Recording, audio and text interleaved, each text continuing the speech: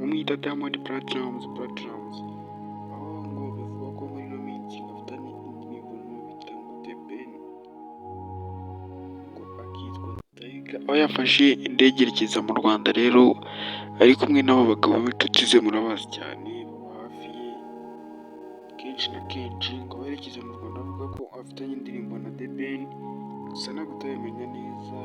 Amakuru ari kuvuga yuko The Ben na muri ino minsi amaze iminsi ameranye n'umukunzi we neza, bari aho bita Nairobi, Kenya, baragiye kuryoshya na famiye, bari kumwe n'umwana we rwose. Maze iminsi mbona amafoto menshi caracara ku mbuga nkoranyambaga bivuga ko The Ben ameze neza n'umukunzi we. Diamond rero, aho mu minsi yashize yapostinze ko afitanye indirimbo collabo na Diamond na The Ben, avuga ko ari projet ya Diamond yagizemo igitekerezo, avuga ati azayikorana na The Ben wo mu Rwanda.